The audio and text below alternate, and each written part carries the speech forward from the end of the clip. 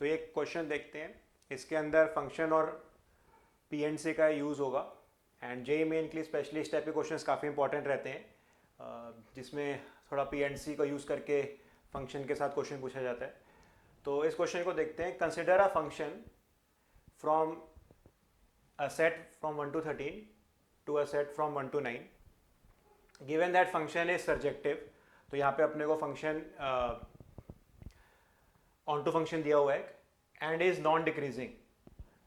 तो यहाँ find the probability that f7 is equal to 4। तो देखते हैं हम कैसे करेंगे। तो यहाँ पे एक फंक्शन है, let's say from set A to set B, और जैसा कि यहाँ दिया हुआ है सेट ए में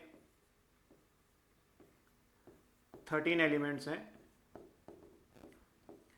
और सेट बी में 9 एलिमेंट्स हैं। तो सबसे पहले हम ये देखते हैं यहाँ टोटल नंबर ऑफ फंक्शंस कितने बनेंगे। प्रोबेबिलिटी निकालना है तो पहले सबसे पहले हम सैंपल स्पेस देखते हैं। तो यहाँ दिया हुआ है कि function is surjective and non decreasing. Given that function is surjective and non decreasing then find the probability that f7 is equal to 4। तो सबसे पहला हम यहाँ काम करते हैं, total number of surjective and non decreasing functions निकाल लेते हैं। तो सिंस यहाँ पे फंक्शन नॉन डिक्रीजिंग दिया हुआ है तो हम ये कह सकते हैं f1 की जो वैल्यू रहेगी, जो भी हम यहाँ से a टू b फंक्शन बनाएंगे और f1 की जो वैल्यू रहेगी that will be less than equal to f2। Since non decreasing है, या तो वैल्यू इंक्रीज करेगी, f2 की वैल्यू ज़्यादा होगी f1 से, या इक्वल हो सकती है। So f1 will be less than equal to f2 will be less than equal to f3। ऐसे करके हम ये 13 तक लिखते हैं। will be less than f6, this will be less than f7, less than f8, less than f9, less than f10, less than f11, 12 and 13। तो since function non decreasing है वो इस इनइक्वालिटी को फॉलो करेगा। नाउ फंक्शन को हमें on to भी बनाना है, तो ये जो 9 के 9 नंबर हैं ये सारे के सारे रेंज में आने चाहिए। ऑन टू का मतलब होगा range should be equal to codomain. तो ये 9 के 9 नंबर्स किसी ना किसी तरीके से यहाँ पे हमें असाइन करने हैं। अब अगर हम यहाँ देखें total number of inequalities, total number of inequalities यहाँ 12 हैं। 1 2 3 4 5 6 7 8 9 10 11 12। अब ध्यान से सुनना मैं क्या कह रहा हूं। अगर यहाँ पे 13 नंबर्स, यहाँ पे 13 नंबर्स हैं, अगर यहाँ भी 13 नंबर्स होते फिर तो हम सिंपली 1 2 3 f1 को 1, f2 को 2, f3 को 3, f4 को 4, f5 को 5 ऐसे करके बना देते non decreasing functions. But since यहाँ पे number of elements right side पे 9 ही है और मुझे 9 के 9 यहाँ पे वैल्यूज असाइन करनी है since function is onto, कुछ वैल्यूज यहाँ पे इक्वल करनी पड़ेंगी। जैसे लेट्स से f2 को मैं f3 के इक्वल कर दिया, f8 को f9 के इक्वल कर दिया, f4 f5 f6 को तीनों को आपस में इक्वल कर दिया। तो यहाँ पे मुझे कितनी वैल्यूज इक्वल करनी होगी वो हम यहाँ समझते हैं। तो सिंस टोटल यहाँ नंबर्स 13 लिखे हुए हैं मैंने और यहाँ नंबर असाइन करने के लिए 9 हैं, तो मुझे कुछ नंबर्स रिपीट करने हैं। और वो नंबर्स कितने रिपीट करूंगा मैं? टोटल 4 नंबर्स में रिपीट करूंगा। 4 नंबर्स कैसे? जस्ट एक सिंपल केस से आपको समझाता हूं इस चीज को। लेट्स से मैंने f1 को 1 दे दिया, f2 को 2, f3 को 3, 4, f5 को 5, f6 को 6, f7 को 7, f8 को 8, f9 को 9। अब यहां राइट साइड में कोई एलिमेंट नहीं है, f9 को मैं 9 दे चुका हूं। तो मुझे f10, f11, f12, f13 इन चारों को मुझे वैल्यू 999 देनी पड़ेगी। तो यहाँ पे भी मुझे इक्वल टू बेसिकली लगाना पड़ेगा, यहाँ भी इक्वल टू, यहाँ भी इक्वल टू, यहाँ भी इक्वल टू। तो I will be putting equality 4 times. मुझे 9 को ही एक्चुअली रिपीट कराना पड़ेगा इस केस के अंदर। तो मैं सिंपल शब्दों में ये कह सकता हूँ, मुझे यहाँ पे इन 12 इनइक्वालिटीज में से 4 इनइक्वालिटीज में इक्वल टू लगाना पड़ेगा, ताकि जो 13 नंबर्स हैं उनमें 4 इक्वल टू लगने से 9 नंबर से ही काम बन जाए। अगर ये चीज़ नहीं समझ आई, मैं एक और एग्जांपल से इसको आपको समझाता हूँ। जैसे लेट्स से अब ये हम यहाँ पे इनइक्वालिटी ना लगा के लेट्स से कुछ एक रैंडम केस लेते हैं। F1 को हमने लेट्स से F2 के इक्वल कर दिया which is less then F3, यहाँ पे इक्वलिटी नहीं है। F4 में इक्वलिटी डाल देते हैं, F5 में इक्वलिटी नहीं डालते, F6 में नहीं यहाँ रखते, लेट्स से F7 में भी हमने नहीं रखी यहाँ पे। F8 को इक्वल कर देते हैं F7 के, फिर F9, F10, F11 and let's say हम 11 और 12 को इक्वल कर देते हैं। तो यहाँ भी अगर मैं 4 इक्वालिटीज डालता हूँ तो मेरा यहाँ काम बन जाएगा। मैंने यहाँ पे देख सकते हैं आप 4 इक्वालिटीज डाली हैं, 1, 2, F7 और F8 3 एंड ये F11 F12 4। तो यहाँ पे हम क्या करेंगे, सिंस फंक्शन नॉन डिक्रीजिंग है, इसको अगर मैं 1 दे रहा हूँ तो ये भी 1 हो जाएगा, फिर इसको 2 दिया तो ये भी 2 हो जाएगा, इसको हमें 3 वैल्यू देनी पड़ेगी, इसको 4, इसको 5, F8 भी 5 हो जाएगा, F9 को 6 देना पड़ेगा, F10 को 7 देना पड़ेगा, F11 को 8 और ये भी 8 और इस तरीके से F39। तो फंक्शन हमारा ऑन टू भी रहेगा, हमने सारी वैल्यूज कवर कर ली एंड साथ साथ यहाँ नॉन डिक्रीजिंग भी रहेगा।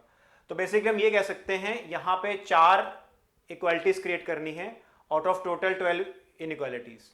So total number of ways in which I can create 12 equalities will be 12C4. 4 equalities select करनी है out of total 12 inequalities. So 12C4 तो टोटल फंक्शंस हो जाएंगे जो 1 है, जो सर्जेक्टिव हैं यानी कि ऑन टू है एंड उसके साथ साथ नॉन डिक्रीजिंग है। अब यहाँ उसने कंडीशन लगा दी है कि अगर F7 4 है तो नंबर ऑफ फंक्शंस कितने बनेंगे। तो इसको अब हम देखते हैं, दोबारा से लिखते हैं इस चीज़ को। अब यहाँ पे मैं F7 की वैल्यू 4 असाइन करके लिखूंगा इसको। सो F1 is less then F2 is less then F3 is less than F4, less than F5, F6।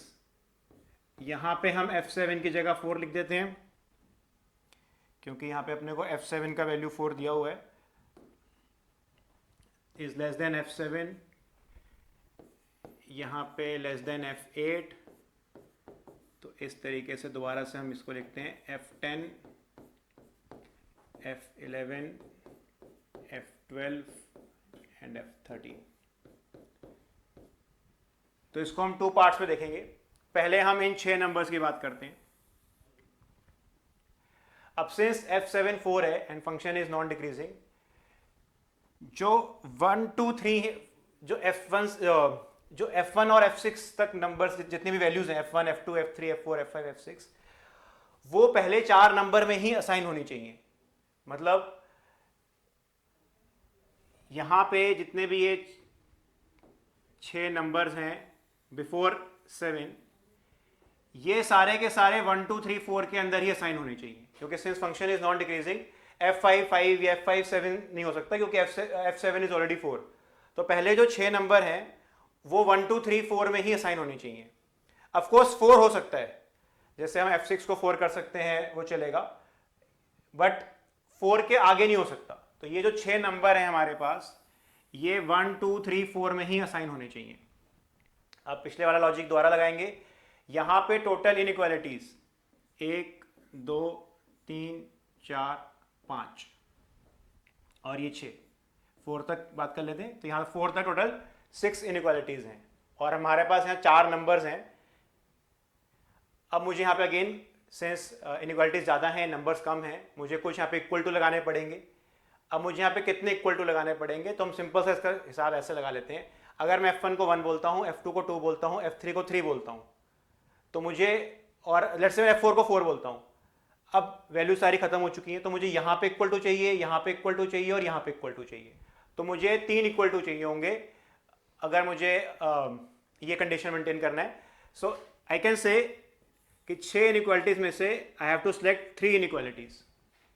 दोबारा एक बार समझते हैं। 4 नंबर्स हैं हमारे पास, टोटल 6 इनइक्वालिटीज हैं एंड इनमें वैल्यूज असाइन करनी है। लेट्स से फॉर एक और एग्जांपल समझाता हूँ आपको। लेट्स से यहाँ पे मैंने F1 को तो F2 के इक्वल कर दिया, इसको मैंने F3 से कम किया, F4 के इक्वल कर दिया, F5 के इक्वल भी कर दिया तो यहाँ पे मैं 3 इक्वलिटीज यूज कर चुका हूँ, and less than F6 and less than 4।